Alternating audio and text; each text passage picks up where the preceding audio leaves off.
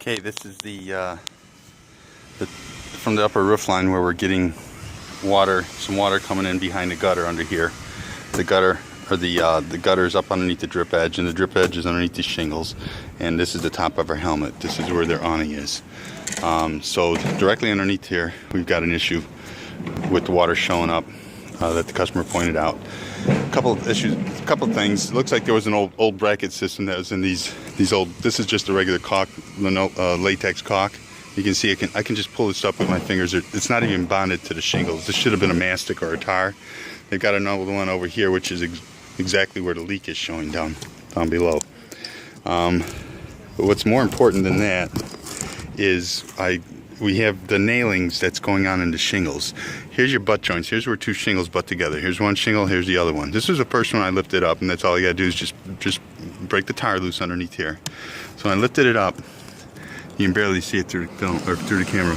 But right here, an inch away from this joint, is a roofing nail right here.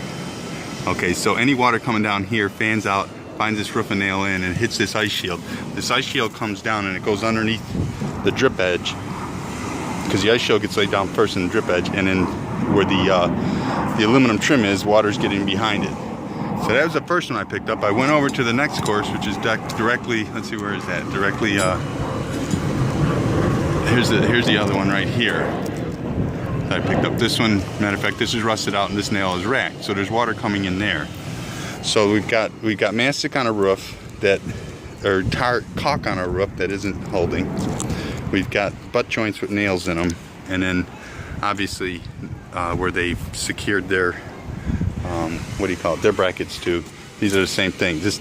There's nothing holding here. This is a silicone sealant. It'll hold to the metal, but it will not hold to the shingles. So what we want to do is we're going to go around here. That's all we can do is seal these clean them and seal them with a roofing tar, a roofing mastic. Okay, and it will go through a couple of these joints in these areas. The roof is a shallow pitch. The skylight is also on a shallow pitch, but that doesn't seem to be a problem. The skylight areas right now, but this was one of the areas.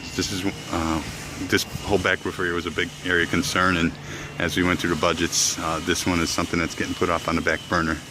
The gutters and the overhangs were an issue. We still got a problem with, there's some serious rotting right there that probably needs to be addressed pretty soon, right in through there, and then you can see where the roofing meets the siding. It would have been, that was on the numbers to take and reflash, but it's not in the budget now, and it's going to have to be in the future. So we're going to go ahead and we're going to seal these up for them and take care of them. We did a lot of work here, and we're going to try to get this problem resolved, or at least held off until it's time to do this whole back roof area the right way.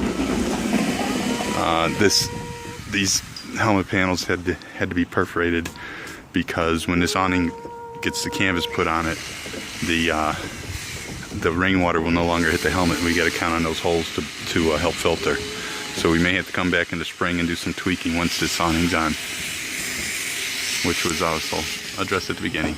We did trim the eaves, none of the peaks yet. The eaves are all trimmed, vented and trimmed.